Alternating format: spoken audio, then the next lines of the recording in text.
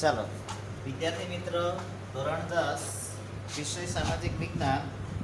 આજે આપણે નવા પાઠની શરૂઆત કરીએ, કુદરતી સંસાધન. બરાબર, તો એના વિશે આપણે જોવાનું કે કુદરતી સંસાધન છે શું, સંસાધનો કોને કહેવાય એના વિશે જોઈએ. તો સંસાધનો દ્વારા માનવી પોતાની જરૂરિયાતો થોડા ઘણા અંશે પૂરેપૂરી સંતોષી શકે ન શકે શકે. શેના દ્વારા? સંસાધન દ્વારા. સંસાધન દ્વારા માનવી પોતાની જરૂરિયાતો થોડા ઘણા અંશે સંતોષી શકે ન સંતોષી શકે? સંતોષી શકે. કુદરતના હજારો તત્વોમાં પડેલા હોય તેને આપણે સંસાધન ન કહી શકીએ. કારણ કે આપણે શું, આ કુદરત જે છે, કુદરતમાં કે છે હજારો તત્વ. કુદરતમાં કેવા તત્વો જોવા મળે છે? હજારો તત્વો પડેલા છે. તો એને આપણે સંસાધન કહેવાય નહીં. કેમ? કારણ કે એને આપણે ઉપયોગમાં લીધું નથી. સંસાધન કોને કહેવાય એ પણ રસપ્રદ બની શકે કે આ તત્વ ત્યારે જ સંસાધનમાં કહેવાય જ્યારે વિશિષ્ટ જ્ઞાન કૌશલ્ય દ્વારા. સંસાધન કોને કહેવાય? કે સંસાધન કે છે આ હજારો તત્વો જે છે, આ તત્વોનો કુદરતમાં પડેલા કે છે કે સંસાધન માનવી તેને કે છે વિશિષ્ટ. આ તત્વો કે છે માનવી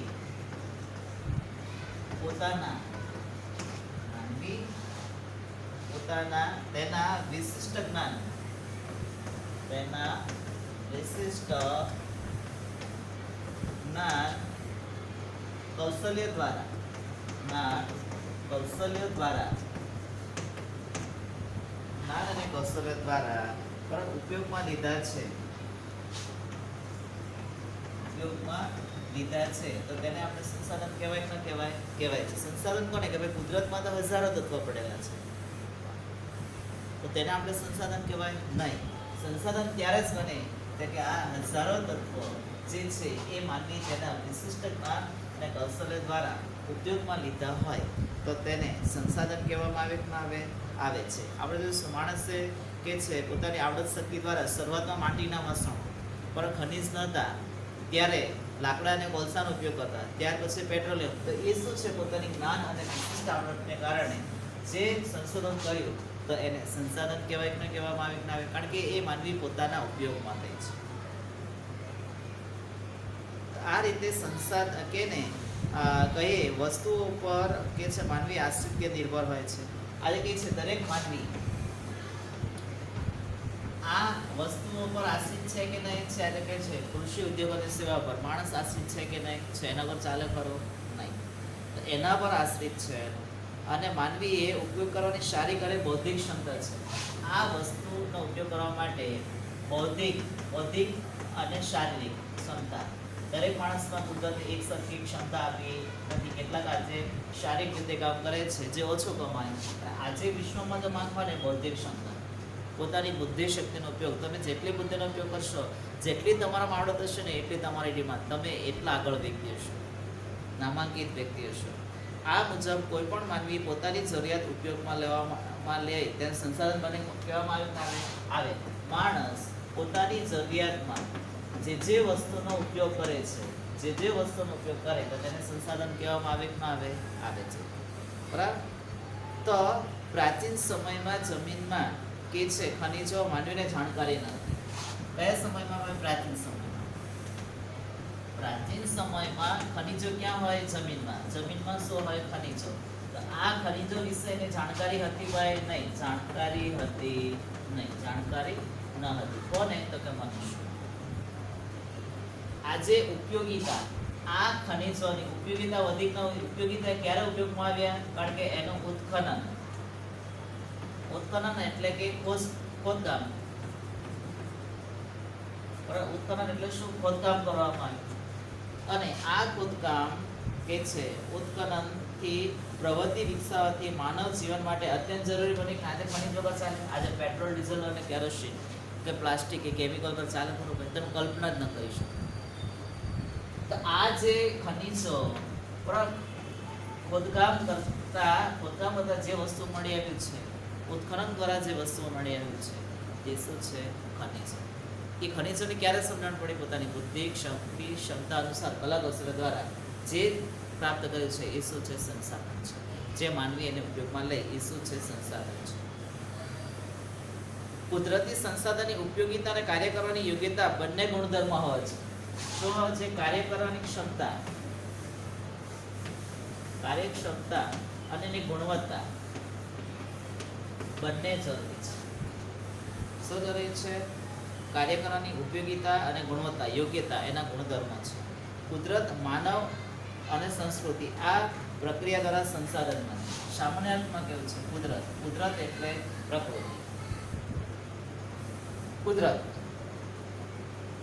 બરાબર. માણસ પોતાની બુદ્ધિ, શક્તિ, કૌશલ્ય દ્વારા અને સંસ્કૃતિ દ્વારા શું બને છે? સંસાધન બને છે. શું બને છે? સંસાધન બને છે. ચાલો, વખતે તમને સંસાધન વિશે ખ્યાલ આવી ગયો, તો સંસાધનનો ઉપયોગ શું છે એના વિશે જાણવાનું છે.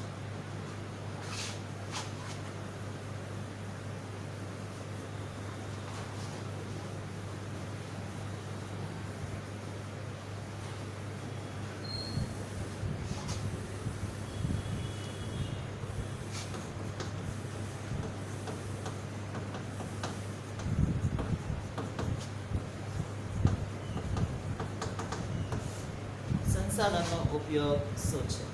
તો સંસાધન આપણને વિવિધ રીતે ઉપયોગી બને કે ન બને? બને. શું ઉપયોગી બને છે? સંસાધનો આપણને કે છે વિવિધ રીતે ઉપયોગી બને છે.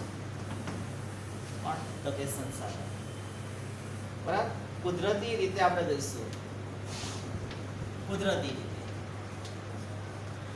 રીતે આપણને સંસાધન આપણને શું પ્રાપ્ત થાય છે? કે ફળો ખેતી દ્વારા સાપડતા વિવિધ ખેતી પાકો. શું ભાઈ? કુદરતી રીતે ફળો, શાકભાજી એટલે કે ખેતી દ્વારા બરાબર વિવિધ ખાદ્ય પાકો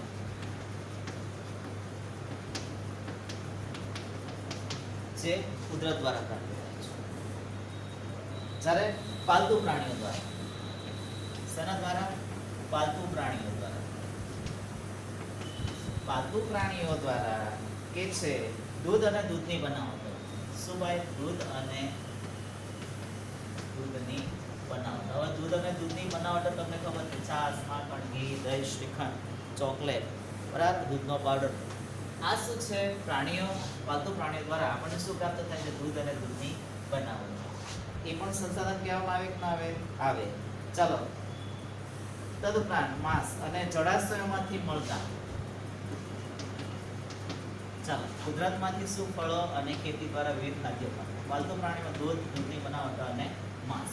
ચાલો, જળાશય દ્વારા, પાણી દ્વારા, જળાશયો દ્વારા શું પ્રાપ્ત થાય છે? જળાશયો દ્વારા તો કે માછલા અને અન્ય જળચરો.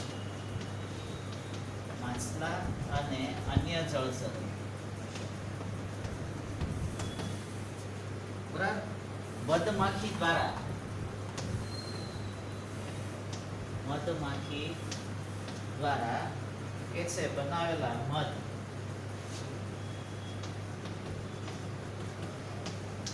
બરાબર, મધ ખાદ્ય સામગ્રીને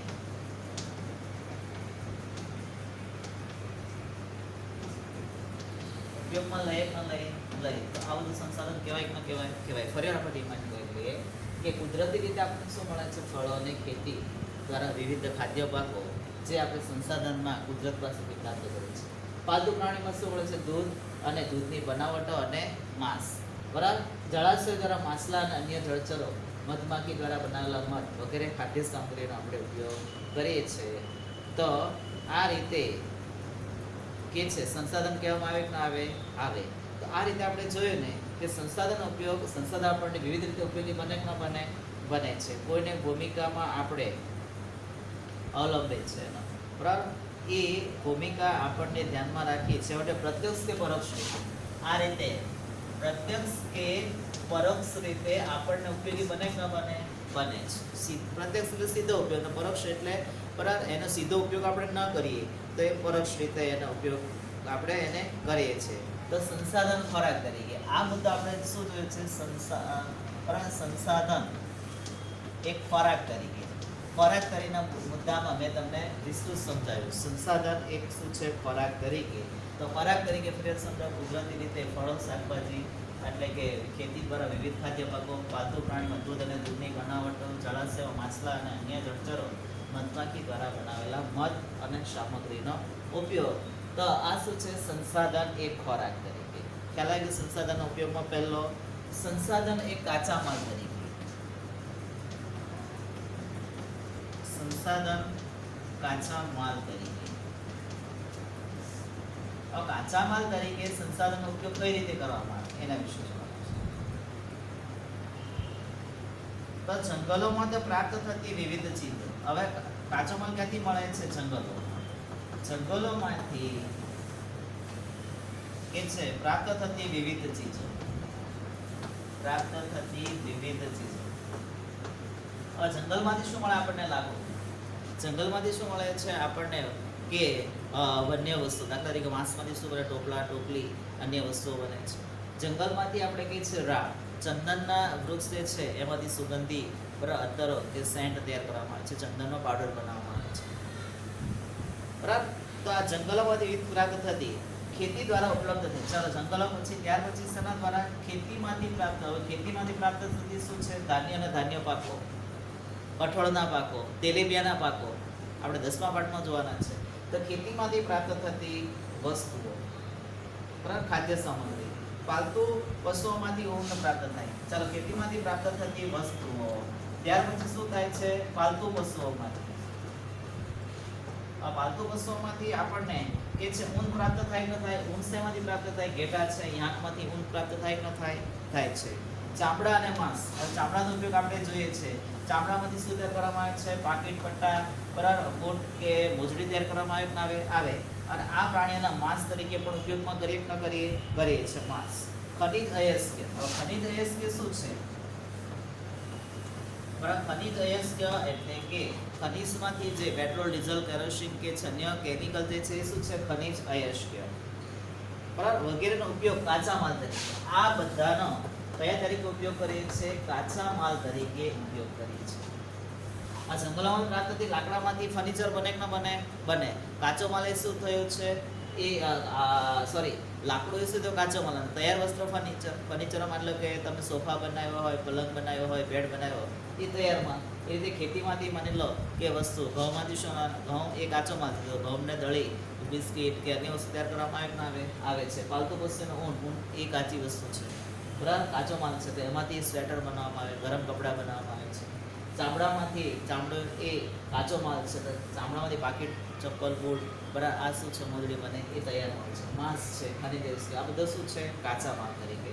તો સંસાધન એ કાચા માલ. આપણે જોઈએ ને, સંસાધન એ ખોરાક તરીકે જોઈએ, સંસાધન એ કાચા માલ તરીકે. સંસાધન શક્તિના સંસાધન તરીકે આગળનો મુદ્દો જોવાનો છે.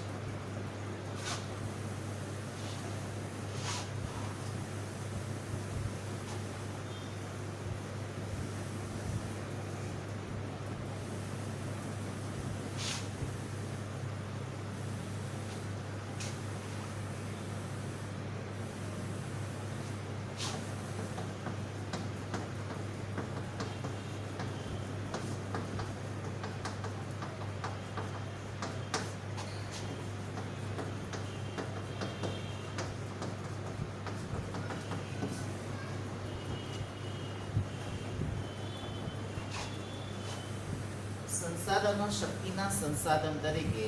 તો શક્તિના સંસાધન તરીકે આપણે કોલસો, બરાબર, કોલસો છે, પેટ્રોલિયમ, કુદરતી વાયુ, પેટ્રોલિયમ, કુદરતી વાયુ, બરાબર,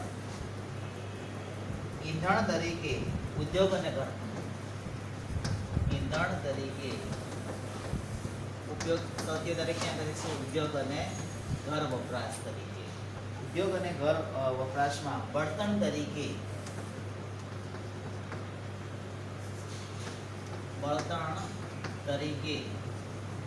આપણે શક્તિના સંસાધન તરીકે ફરી શક્તિના સંસાધન તરીકે કોલસા ઉપયોગમાં લઈએ છીએ.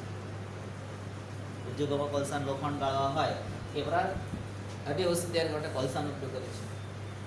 પેટ્રોલિયમ, ડીઝલ, કેરોસીન, પેટ્રોલ બરાબર કુદરતી વાયુ ગેસ સીએનજી લઈ લો કે પછી તમે જે રાંધણ ગેસ તરીકે જેને આપણે બાટલો કહીએ છીએ. ઉદ્યોગોમાં અને ઘર વપરાશ તરીકે એનો ઉપયોગ કરીએ તો એ શક્તિના સંસાધનો. કયા સંસાધનો? શક્તિના સંસાધન તરીકે ઓળખીએ છીએ. જ્યારે સૂર્યપ્રકાશ કયો ભાઈ? સૂર્યપ્રકાશ પવન સમુદ્ર મોજા દ્વારા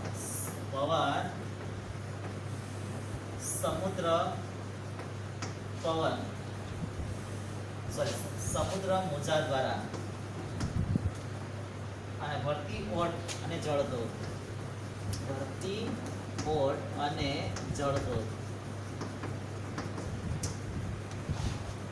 વગેરે ઉર્જા પ્રાપ્ત કરી શકાય છે.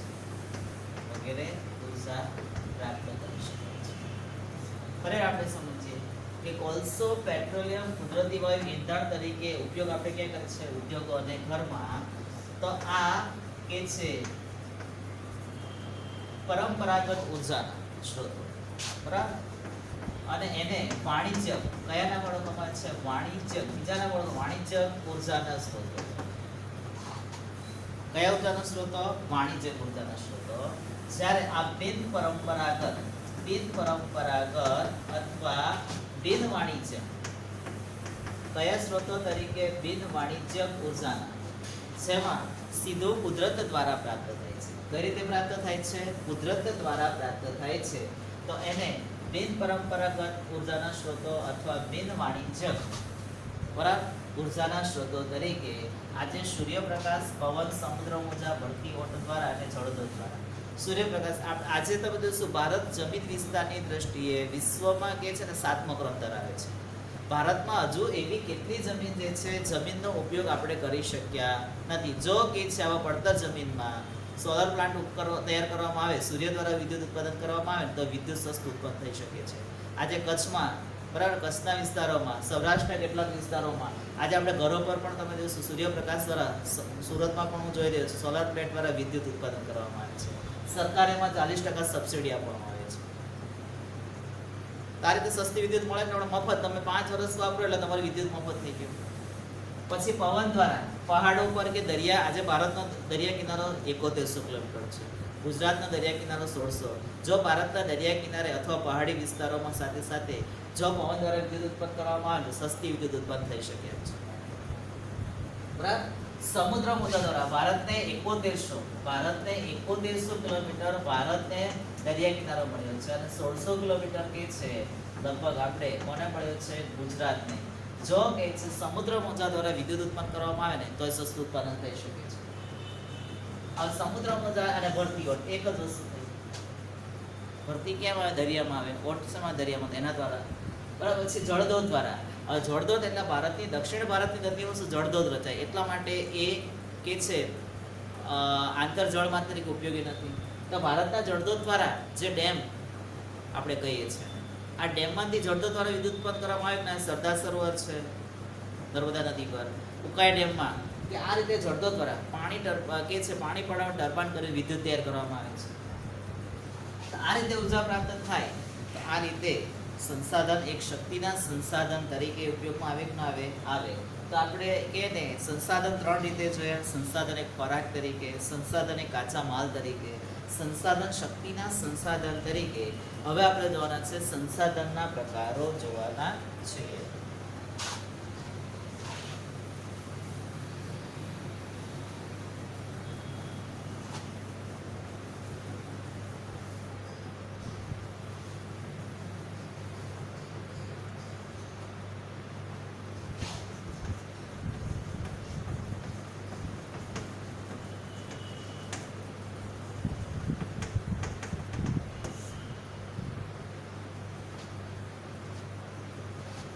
તો સંસાધનને નીચે પ્રમાણે વર્ગીકૃત કરી શકાય છે.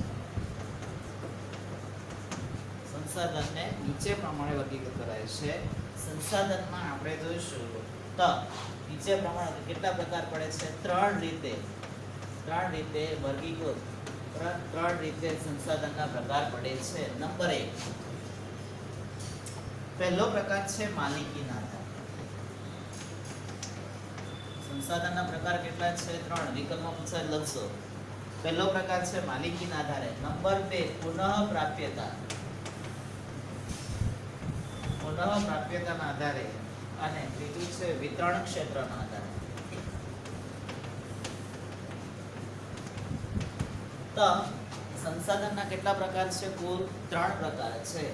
માલિકીના આધારે, પુનઃપ્રાપ્યતાના આધારે અને વિતરણ ક્ષેત્રના આધારે. એના કેટલા પ્રકાર પડે છે? 3. તો અહીંયા જોઈશું માલિકીના આધારે સંસાધન કોને કહેવામાં છે? માલિકીના આધારે. તો માલિકીના આધારે કે છે કોઈ પણ વ્યક્તિ કે પરિવારની મિલકત હોય છે. માલિકી એટલે કોની? વ્યક્તિ. દાખલા તરીકે મકાન, જમીન, ઉદ્યોગ અને કારખાનું એ મારું વ્યક્તિગત કહેવાય છે. તો એ વ્યક્તિગત કે માલિકીના આધારે પરિવારની માલિકી. વ્યક્તિગત એટલે પરિવાર. પરિવાર એટલે કોણ? કુટુંબ. પરિવારની માલિકી. વ્યક્તિ કે પરિવારની માલિકી. બરાબર. શું આવે છે? કે છે જમીન અને મકાન, કે પછી ઉદ્યોગ લઈ લો, બરાબર, કે પછી તમારું કોઈ પણ મિલકત તમે લઈ શકો છો. રાષ્ટ્રીય સંસાધન. રાષ્ટ્રીય એટલે દેશની સંસાધન. રાષ્ટ્રીય સંસાધન એટલે કે દેશનું સંસાધન. શું આવશે? રાષ્ટ્રીય સંસાધન કોઈ દેશ કે પ્રદેશની, કોઈ દેશ કે પ્રદેશ. દેશ કયો છે ભાઈ? આપણો ભારત દેશ. ભારત દેશ તો ભારતનું રાષ્ટ્રીય સંસાધન. અમેરિકા હોય તો અમેરિકાનું સંસાધન. પ્રદેશ એટલે ગુજરાત હોય, મહારાષ્ટ્ર હોય, પંજાબ હોય. બરાબર. પ્રદેશની સાર્વજનિક સંપત્તિ. સાર્વજનિક સંપત્તિ કોને કહેવામાં આવે છે? સાર્વજનિક સંપત્તિમાં માની લો કે તમે એરપોર્ટનો ઉપયોગ કરો છો, રેલવે સ્ટેશનનો 30 રેલવે સ્ટેશનનો તમે ઉપયોગ કરો છો, બરાબર, કે તમે કે છે કે આ બધા જ સાર્વજનિક સંપત્તિ જે બધા લોકો ઉપયોગ કરી શકે એ સાર્વજનિક સંપત્તિ. શું આવે છે? લશ્કર. લશ્કરનો બધા ઉપયોગ કરી શકો. પછી આંતરરાષ્ટ્રીય વેપારમાં સાર્વજનિક વસ્તુનો ઉપયોગ કરે કે ન કરે? કરે છે. આંતરરાષ્ટ્રીય વેપાર, બરાબર. એરપોર્ટનો તમે ઉપયોગ કરો છો, તમે રેલવે સ્ટેશનનો ઉપયોગ કરો છો, તમે બસ સ્ટેન્ડનો ઉપયોગ કરો છો, તો એ કયું સંસાધન થયું? રાષ્ટ્રીય સંસાધન. કોઈ દેશ કે પ્રદેશનો શું કરે છે? એનો ઉપયોગમાં લઈ શકે છે. બધા લોકો, કોઈ પણ ધર્મ એટલે બધા લોકો આનો ઉપયોગ કરી શકે છે. લશ્કર છે, આંતરરાષ્ટ્રીય વેપાર છે, એરપોર્ટ છે, બરાબર. તદુપરાંત તમે બસ સ્ટેન્ડ તમે લઈ લો, બરાબર. બસ સ્ટેન્ડ છે, તમે રોડનો ઉપયોગ કરી શકો, ઇલેક્ટ્રિસિટીનો ઉપયોગ કરી શકો. તો આ જે સંપત્તિ જે છે એ સંપત્તિ કઈ સંપત્તિ? સાર્વજનિક. જે બધા લોકો એનો શું કરી શકે? ઉપયોગ કરી શકે છે. વૈશ્વિક સંસાધન આગળ જોઈશે.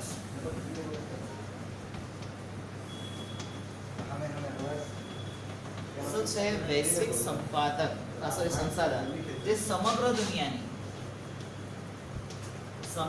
દુનિયાની દુનિયા એટલે વિશ્વ, સમગ્ર દુનિયાની ભૌતિક અને અભૌતિક. કઈ ભાઈ? ભૌતિક અને અભૌતિક.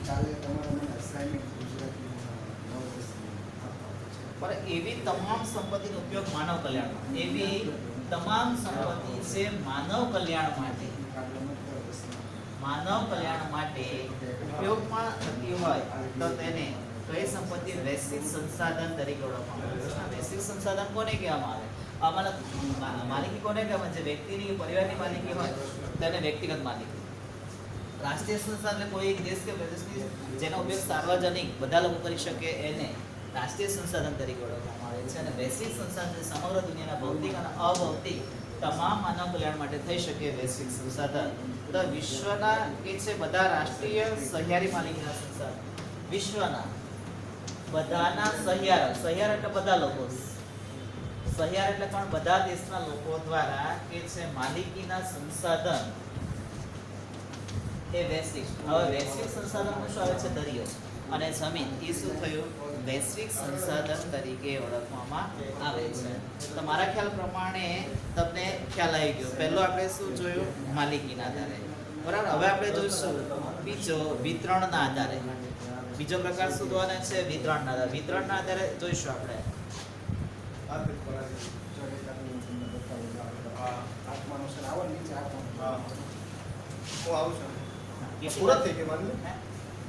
કેટલી વાગ્યા પૂરો છે? થઈ ગયો. 25 મિનિટ થઈ ગઈ. થઈ ગઈ 25. બસ પૂરો. નીચે આવો સર. આ બંધ કરી નાખો.